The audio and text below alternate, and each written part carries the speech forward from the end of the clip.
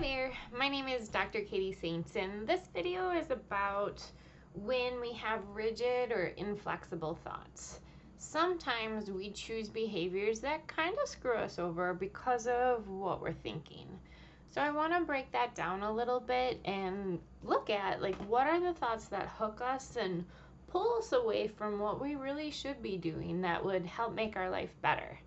So before we get into those thoughts, I want us to kind of take a look at some of the things we do that are counterproductive. So say, for example, you're really stressed out. What's your go-to? Do you snap at people and do you yell at people? Or, when you're really stressed out, do you eat unhealthy food or do you procrastinate? What are some things that you feel like you do that maybe sabotage your goals? Maybe they hurt your relationships. Maybe they make your life harder. We all do those things once in a while. The problem is when we do them over and over, it becomes a habit then, and it causes more and more problems for us, and it creates more and more stress for us. So I want you to go ahead and pause the video and just think about, talk about, journal about what you do that maybe is counterproductive to your goals. Okay, so come on back.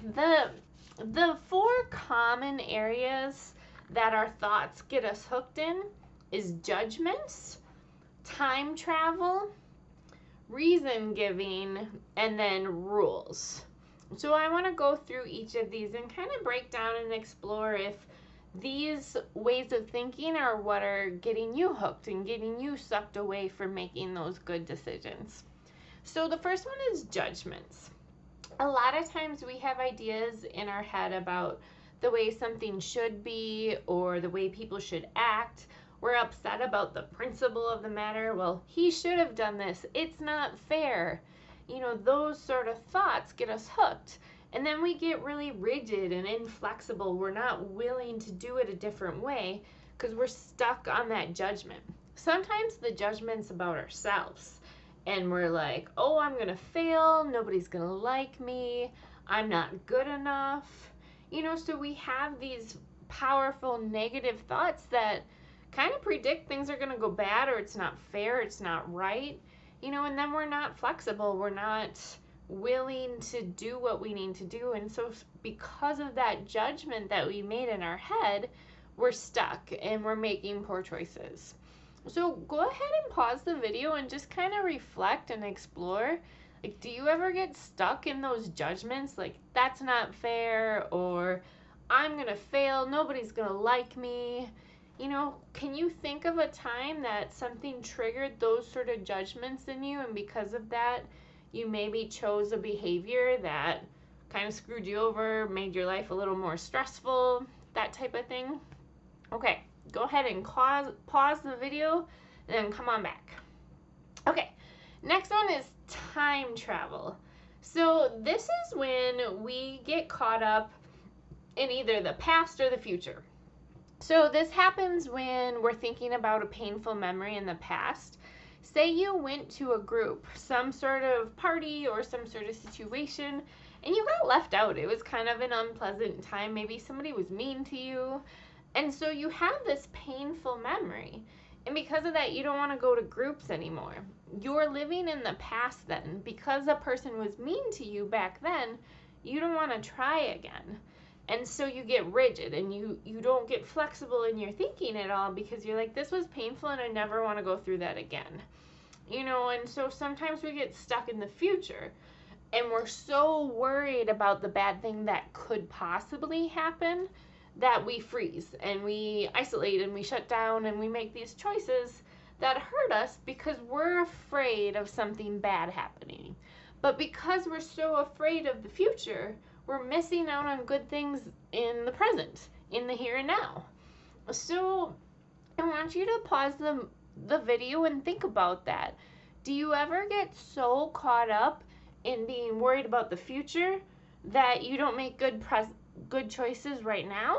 Or do you get so caught up thinking about past painful memories that you're afraid to move forward and take a chance and try and take advantage of the here and now. So go ahead and pause the video, think about it, talk about it, journal about it, and then come on back. Okay, next one is reason giving. Some people I know are the ultimate excuse givers. You know, there's always a reason that this is okay, or a reason why you should wait and procrastinate, a reason why it's okay to eat one more donut.